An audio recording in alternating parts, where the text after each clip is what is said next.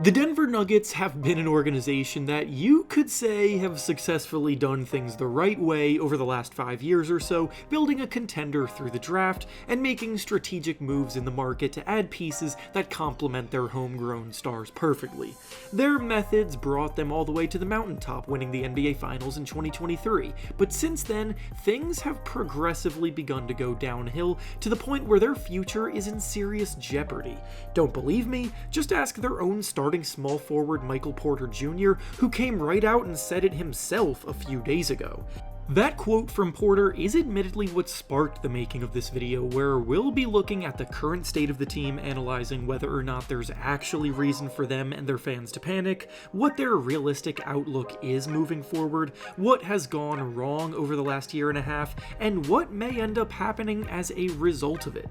Before we start though, it turns out a good amount of you watching right now aren't even subscribed to the channel, so if you enjoy the content, consider hitting the subscribe button, as not only does it help out a ton, but it also very much appreciate it. Now with that being said, let's begin.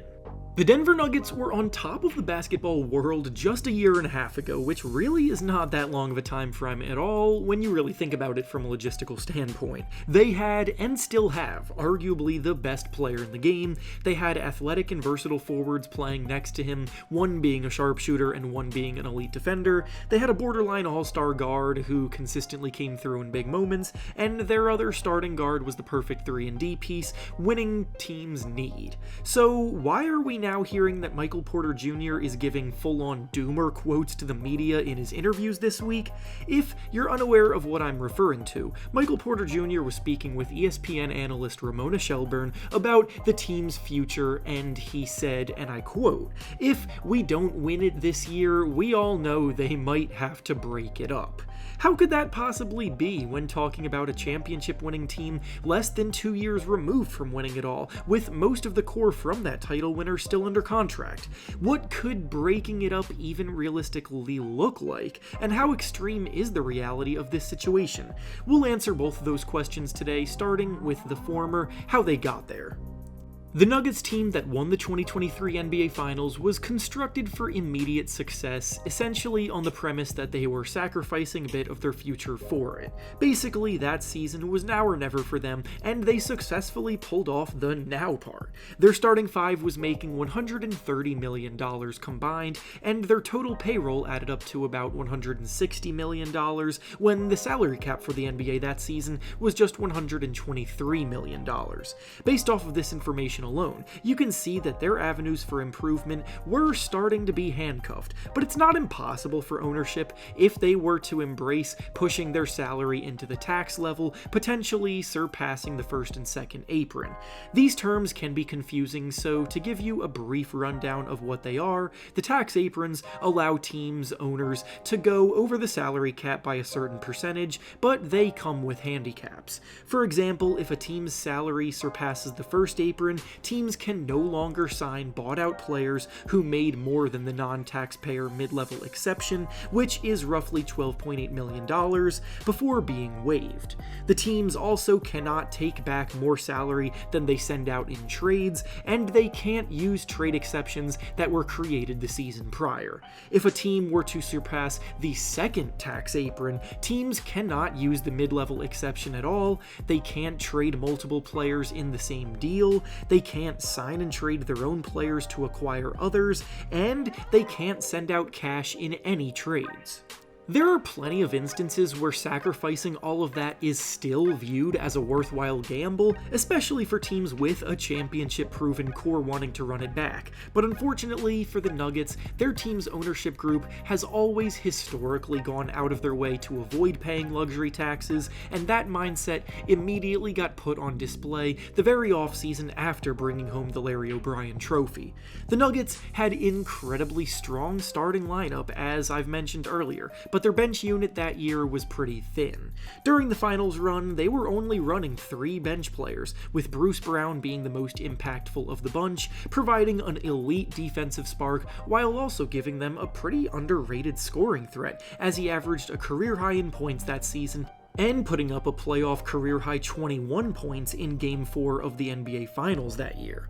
Brown also happened to be a free agent after the season, and everybody from Coach Mike Malone to the players to even the team's general manager Calvin Booth wanted to re-sign Bruce Brown to keep the band together as they attempt to defend their crown. But as I mentioned before, the team was already hard-pressed by the salary cap, and the team's ownership did not budge on their resistance to paying the luxury tax. Brown ended up signing a very lucrative 2-year, $45 million deal with the Indiana Pacers that summer, and the team also failed to really successfully replace him, making their bench unit even thinner the next year. The Nuggets also experienced a bit of deja vu this past offseason when starting shooting guard Kentavious Caldwell-Pope hit free agency, and with Nikola Jokic's supermax deal kicking in and Michael Porter Jr.'s max contract getting bigger and bigger by the year, the same dilemma presented itself, and ultimately they lost KCP to the Orlando Magic, who scooped him up in free agency. In addition, the Nuggets brought in Russell Westbrook this summer to replace him, and that brings us up to date with how they got to this point, but now it's time to examine whether or not it's actually time to panic. The Nuggets have moved Christian Braun into the starting lineup and has honestly improved a ton, providing solid two-way play in a bigger role to start the year, as Braun is averaging a highly efficient 15 points per game so far, and overall the Nuggets' dangerous starting lineup is still producing as such, with MVP Nikola Jokic on the floor, outscoring opponents by 10.1 points per 100 possessions. The issue, of course, is that their bench unit has been a horrific liability thus far.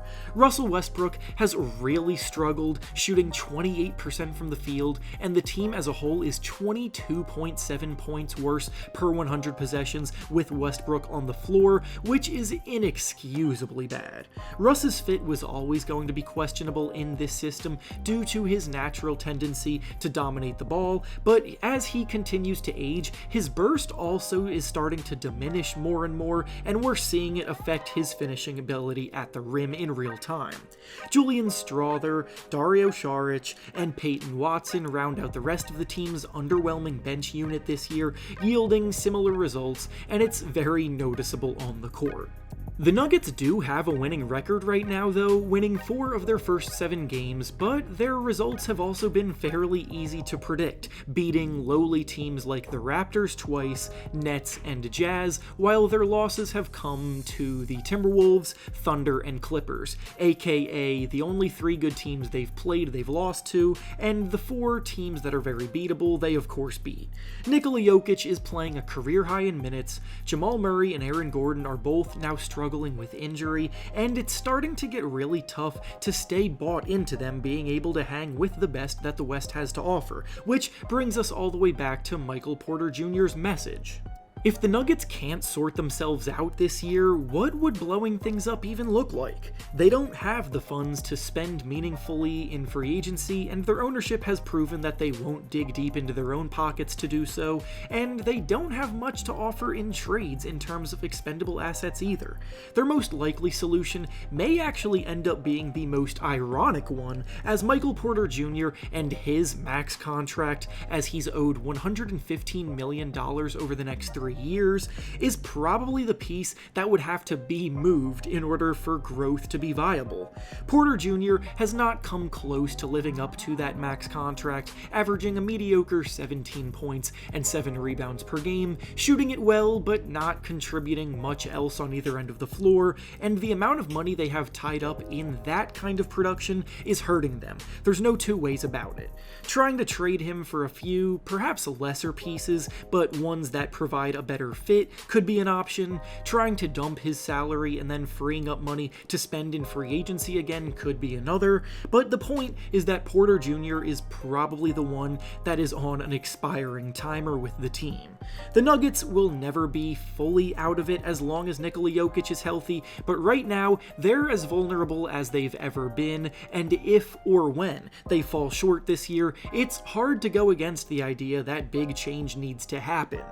And with that being said, that's all I have for you today. Make sure to like the video, subscribe to the channel, and comment down below what you think the Nuggets need to do to get back on track. Thanks for watching, and I'll see you all next time.